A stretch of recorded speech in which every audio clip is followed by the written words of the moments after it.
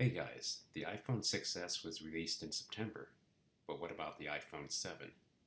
What new features will be in next year's model? Here are my predictions. Style, it's very hard to tell. Maybe they'll just add a new case color. They could go back to flat-sided iPhone 4 style.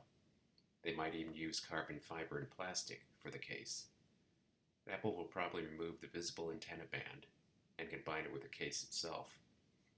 You might even be surprised with the new iPhone 7 style. It might look really different like this. But I certainly hope they don't make one like this. Case. Expect a thinner case, probably about 6mm. Apple is obsessed with making a thin iPhone. The original iPhone was chunky, but Apple doesn't seem to know when thin is thin enough. Personally, I'd be happy with an 8mm case if it came with a 12-hour battery, better speakers, and some new features. Display. The iPhone 7 will probably use the same LCD screen they currently use. If Apple wanted their phones to have the best technology, they'd already be using OLED instead. So why wait? LCD is cheaper, so Apple makes more profit.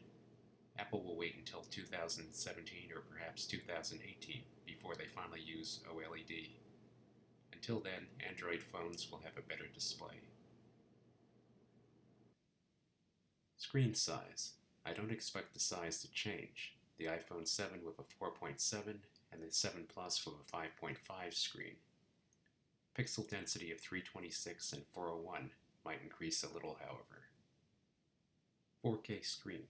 It's too soon. 4K screens cost more and use too much battery power now. You probably couldn't see the difference anyway on a phone. Remember, 4K TVs are 50 inches or even bigger. 3D Touch. Probably just like the 6S and 6S Plus. I'm sure iOS 10 will make better use of it. Right now 3D Touch support is mostly an afterthought. Home button. Will the physical home button be gone? Eventually, but probably not with the iPhone 7. Remember, the home button doubles as a fingerprint scanner. Camera. Certainly better, but the camera is already so good it would be hard to improve it much without some new technology. Apple could use several camera lenses for 3D photos, or just for better resolution. They could increase the optical zoom. They could increase the sensor size for better low-light photos. However, I don't expect the camera to be a lot better than the iPhone 6 camera. Why?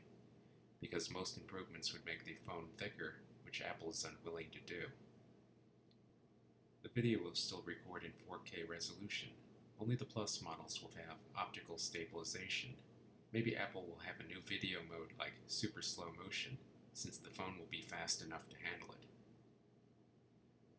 Memory. System memory will probably remain at 2GB for the iPhone 7 and increase to 3GB for the iPhone 7 Plus.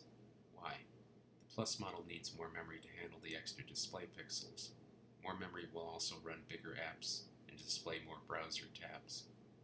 Apple is behind Android in system memory. Other premium smartphones already come with 4GB. CPU.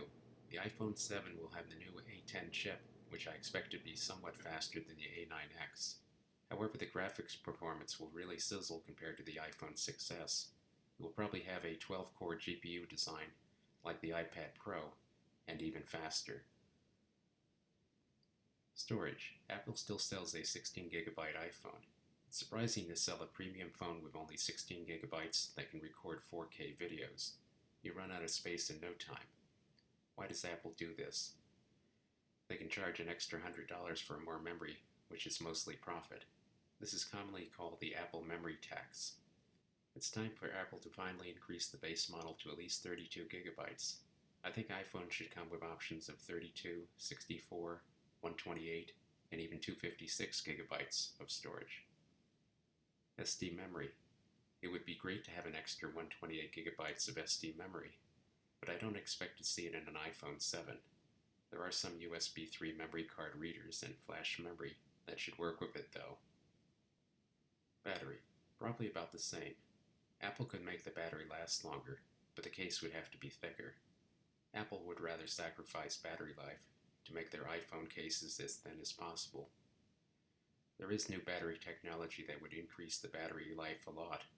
but I don't expect it to be ready in time for the iPhone 7. Connections. The Lightning port will remain, and the 3.5 headphone jack will probably be gone. I can't think of a reason for Apple to do this other than selling more Beats headphones. Using the Lightning port for a headphone jack is not really an improvement, and will likely make a lot of people mad when their expensive headphones need a overpriced cable adapter. So why get rid of the 3.5 jack anyway? To make a thinner case? No, Apple's thin iPod Touch still has room for the 3.5 jack. Other connections. Maybe Apple will add a USB-C connector to the iPhone 7. That would be a welcome improvement, but I don't expect it. Hardware. I do expect the iPhone 7 to have more LTE bands available and faster cell phone speeds. Apple would probably switch suppliers and use an Intel LTE chip in 2016. They'll also certainly use the fast Bluetooth 4.2 chip capable of speeds of 300 megabits per second. I expect a new controller chip for fast access to the storage. It will work like a PCIe SSD, which will load the apps more than twice as fast compared to an iPhone 6s. Charging. The Lightning port will still be available for charging. Wireless charging? Maybe. Waterproof. The iPhone 6s is already water resistant enough to use during a rainstorm. It will even work briefly submerged in water. Will the iPhone 7 be completely waterproof? Maybe. If so, the case will probably be completely sealed and unrepairable. Why make a phone with a sealed case? Apple might want more of the iPhone repair business at the expense of small repair shops. Shockproof.